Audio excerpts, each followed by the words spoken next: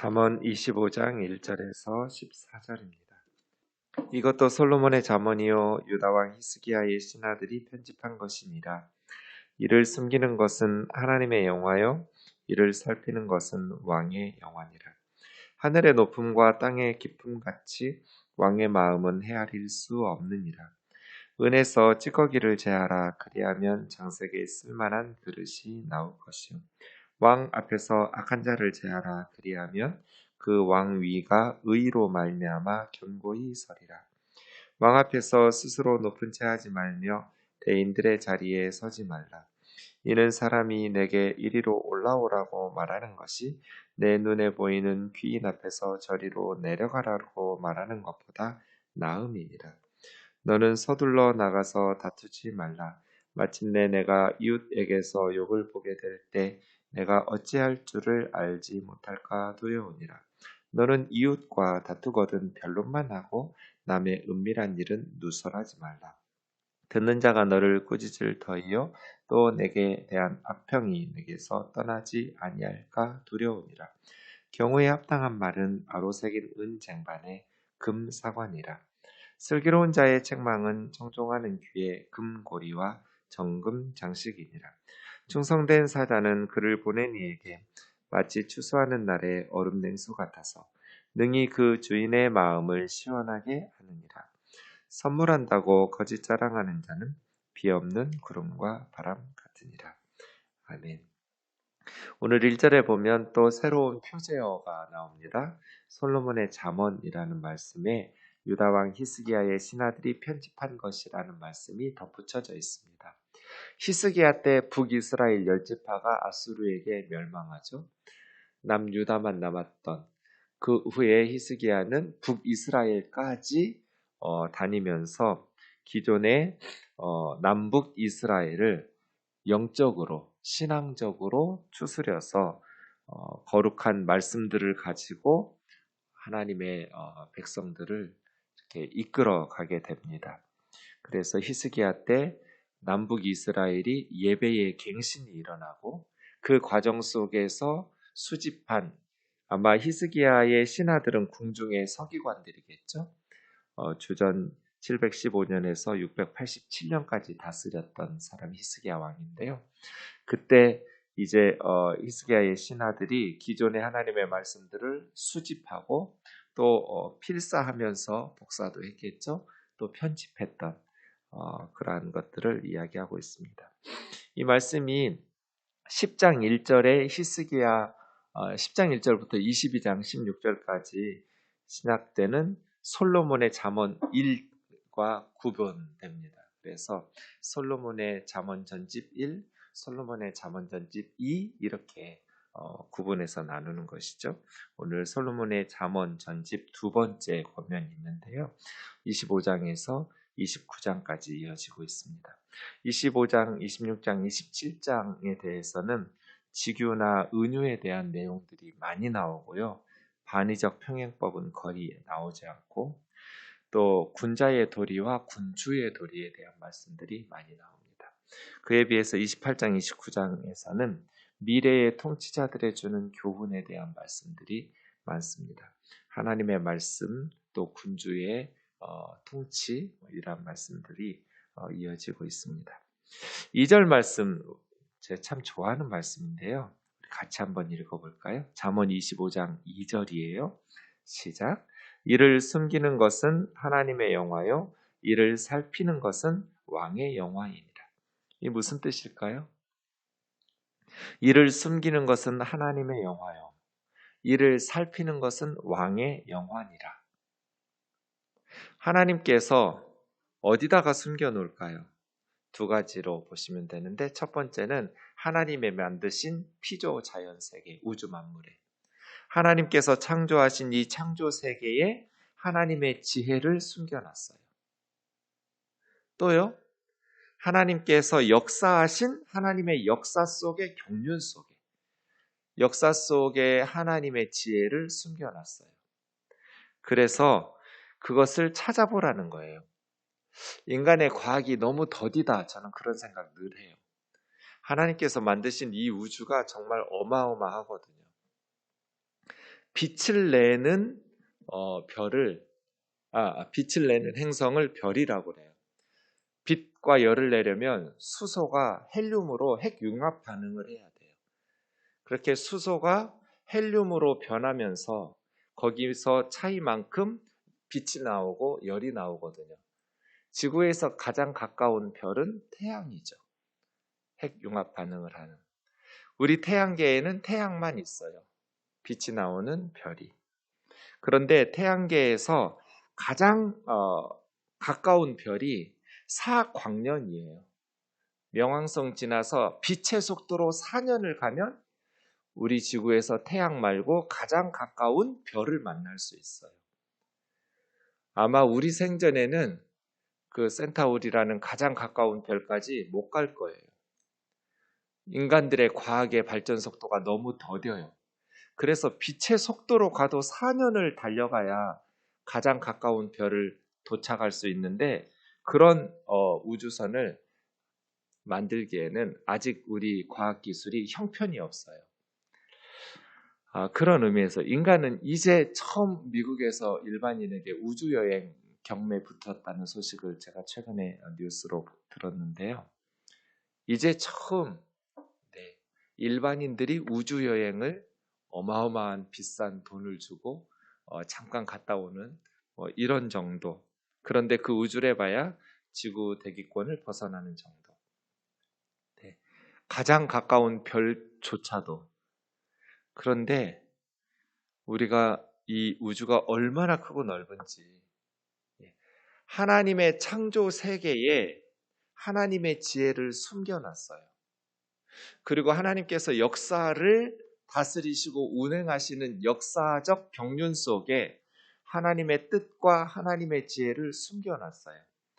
이를 숨기는 것은 하나님의 영화요. 하나님의 지혜를 우주 만물 속에 역사 속에 숨겨놓아서 우리가 풀어야 될 숙제들, 문제들, 수수께끼들이 엄청 많아요.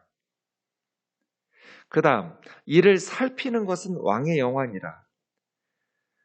이제 왕은 창조 세계 속에 들어있는 하나님의 지혜나 하나님께서 역사를 운행하시는 것 속에 숨겨놓았던 하나님의 지혜를 찾아내서 백성과 나라들을 잘 살게 만드는 것, 피조자연 세계와 역사 속에서 하나님의 진리를 찾아내서 공의로운 나라, 풍요로운 나라에서 백성들을 살게 하는 것이 왕의 영광이에요. 저는 왕은 아니니까 목사니까요. 특히 말씀을 연구하는 말씀 사역자니까 이 말씀 성경 속에 혹은 피조자연 세계에 그리고 역사 가운데 숨겨놓는 것이 하나님의 영광이라면 그것을 깨닫고 발견하고 찾고 그래서 하나님께서 감추어 놓으신 것들을 찾으면서 하나님의 위대하심과 놀라우심을 깨닫게 되고 찬양하게 되고 교우들과 함께 그 하나님을 나누면서 하나님의 진리를 교회 공동체를 통해서 드러내서 우리가 하나님의 백성들을 영적으로 풍성하게 또 세상에서 더 지혜롭게 살아갈 수 있도록 하는 것이 리더의 영광이겠죠. 이를 숨기는 것은 하나님의 영광, 그 일을 찾아내서 발견해서 살피는 것은 왕의 영광이죠. 하늘의 높음과 땅의 깊음 같이 왕의 마음은 헤아릴 수 없느니라. 하늘은 제일 높은 곳이죠. 땅 깊은 곳, 인간이 헤아릴 수 없죠. 왕의 마음은 헤아릴 수 없느니라. 그래서요, 지혜로운 신하만 왕의 마음을 제대로 깨달을 수 있다는 거죠. 왕의 마음은 깊어서 헤아릴 수 없다. 지혜로운 신하만 깊은 왕의 마음을 헤아릴 수 있다. 은에서 찌꺼기를 제하라. 네, 제대로 된 그릇을 만들려면 찌꺼기를 제거해야 좋은 그릇을 만들겠죠. 은에서 찌꺼기를 제하라. 그리하면 장색에 쓸만한 그릇이 나올 것이다. 이 얘기 왜 할까요? 5절. 왕 앞에서 악한 자를 제하라. 그리하면 그의 왕위가 의로 말미암아 경고히 서리라. 찌꺼기를 제거해야 쓸만한 그릇을 만들 수 있듯이 간신배들, 악한 자들, 아첨과 왜곡으로서 통치자를 위태롭게 만드는 그러한 아부하는 사람들, 악한 일을 도모하는 사람들을 제거해야만 왕위를 견고하게 세울 수 있다. 나라뿐 아니겠죠? 네, 회사에서도 교회에서도 어디서든지 나라를 공동체를 견고하게 세우기 위해서는 은에서 찌꺼기를 제거해야 쓸만한 그릇 나오듯이 악한 자들, 간신배들을 제거해야 제대로 된 공동체를 세울 수 있다는 겁니다. 6절이요. 왕 앞에서 스스로 높은 채 하지 말며 대인들의 자리에 서지 마라. 이는 사람이 이리로 올라오라 말하는 것이 내 눈에 보이는 귀인 앞에서 저리로 내려가라 말하는 것보다 나음이니라. 신하가 분수를 잊어버리고 스스로 높은 채 하면서 이렇게 앉지 말라는 거예요. 이미 왕의 마음속에는 각 신하의 자리를 결정해 두고 있다. 그래서 이리 올라오라 하는 것이 너 저리 내려가 라는 소리 듣는 것보다 더 낫다는 거죠. 사람들 앞에서 저리로 내려가라고 그러면 수치스럽게 될 것이기 때문이죠. 예수님께서도 말석에 가서 앉으라고, 그래서 이리 올려 앉으라고 말을 듣는 것이 낫지 않느냐는 거예요. 그래서 자기 분수를 잊어버리고 교만하게 높은 자리 차지하지 말라는 것이죠. 너는 서둘러 나가서 다투지 말라. 성급하게 판단을 내려서 경솔하게 나가서 싸우려고 하지 마라. 왜요? 패하겠죠. 실수하게 되고 그러면 수치를, 치욕을 당하게 되겠죠. 서둘러 나가서 다투지 마라. 마침내 내가 이웃에게서 욕을 보게 될 때 네가 어찌할 줄 알지 못할까 두려우니라. 상황을 더 신중하게 살피고 더 슬기롭게 깊고 넓게 다양한 측면에서 살피고 해야지 제대로 성급하게 싸움에 뛰어들었다가 어려움을 당하게 될 것이다. 9절입니다. 너는 이웃과 다투거든 변론만 하고 변론의 권리는 인정.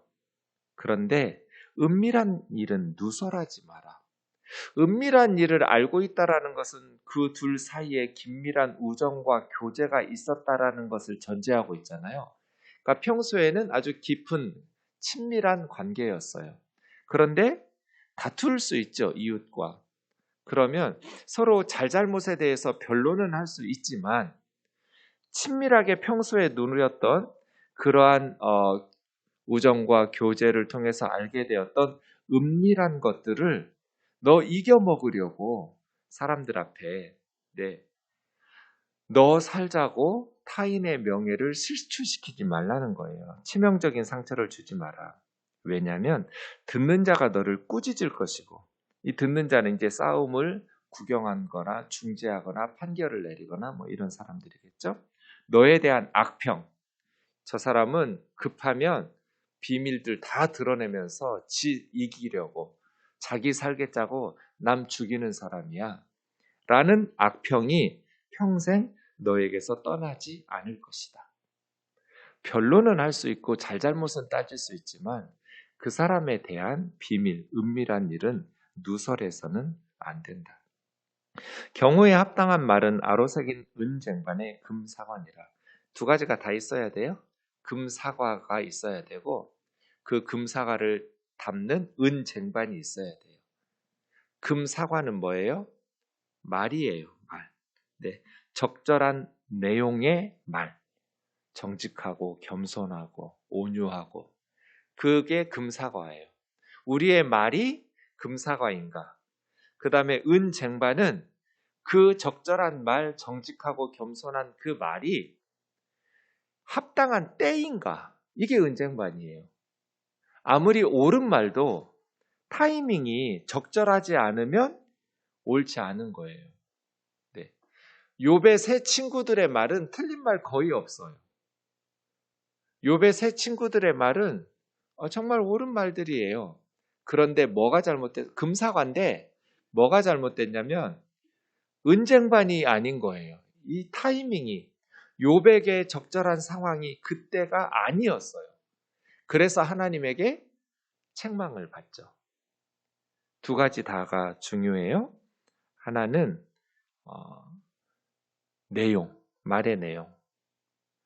또 하나는 아무리 옳은 말이라고 해도 적절한 시간과 장소인가 말이에요. 그래서 모든 말은 시간과 장소가 맞아야 돼요. 그때 어울려야 은쟁반처럼 경우에 합당한 말이죠. 아로 새겼다라는 것은 예술가가 명품으로 만들었던 최고의 그릇이겠죠? 최고의 그릇에 최고급 사과, 최상급 금사과, 아로새긴 은쟁반의 금사과처럼 우리의 말이 그랬으면 좋겠어요. 슬기로운 자의 책망은 청종하는 귀에 금고리와 정금장식. 네, 정금장식으로 된 금고리 이렇게 되겠죠. 아주 멋진 귀고리인데요. 그렇게 잘 새겨 들으라는 것이죠. 충성된 사자, 자신의 임무를 충실하게 수행하는 왕의 전달자이겠죠. 보낸 자에게 추수하는 날에 얼음 냉수 같아서. 추수하는, 우리는 가을에 하지만 보통 이스라엘은 여름 또 추수 많이 하죠. 어쨌든 무더운 여름, 뜨거운 태양빛이 내리쬐이는, 그래서 열왕기하 4장에 보면 그 추수하다가 일사병으로 죽기도 하는 굉장히 위험한, 팔레스타인에서 추수하는 때는 아주 뜨거운 햇볕이 내려쬐어요. 그날에 얼음 냉수 같아서. 지금이야 얼음을 쉽게 구할 수 있지만 요즘은 냉장고에서도 바로 그냥 정수기, 얼음 정수기 냉장고가 나와가지고 버튼만 누르면 얼음이 만들어서 나오지만, 잠원시대에 얼음이 어디 있어요? 얼음이 냉장고가 어디 있어요? 그러니까 그 뜨거운 태양빛이 내리쬐이는 추수하는 날에 얼음 냉수, 얼마나 상상만 해도 행복하겠어요. 누가? 충성스러운 사자가. 우리 하나님 앞에 우리가 그렇게 살았으면 좋겠죠? 추수날에 얼음 냉수같이 하나님의 마음을 시원하게 해드리는 사람들. 충성된, 맡겨주신 직임을 잘 감당하는 사람. 가정에서 아빠로, 엄마로, 또 교회에서, 또 사회에서 하나님께서 맡겨주신 직분을 충성되이 잘 감당하는 사람. 하나님의 마음을 추수날 얼음 냉수같이 시원케 해드리는 삶을 살았으면 좋겠어요. 선물한다고 거짓 자랑하는 자는 비 없는 구름과 바람이니라.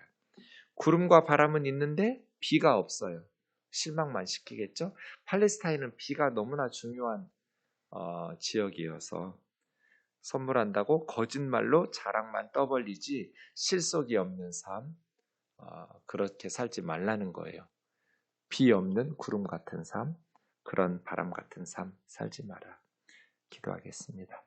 하나님 아버지, 하나님께서 이 만드신 피조 자연 세계와 지금까지 성경 안팎에서 이끄신 역사 속에서 하나님의 지혜와 하나님의 진리를 발견하여 우리의 공동체를, 또 우리 개인의 삶을 하나님의 뜻 가운데에서 지혜롭게 살아갈 수 있는 영광스러운 은혜를 허락하여 주옵소서.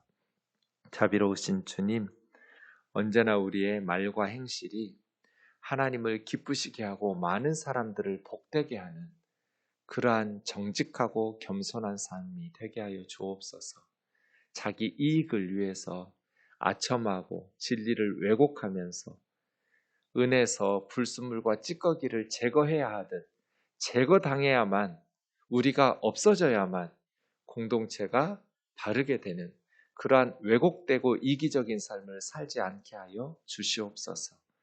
하나님 마음에 추수날 얼음 냉수와 같이 시원케 해드리는 그러한 충성된 삶, 정직하고 진실한 삶 살게 도와 주옵소서. 예수님의 거룩하신 이름으로 기도하옵나이다. 아멘.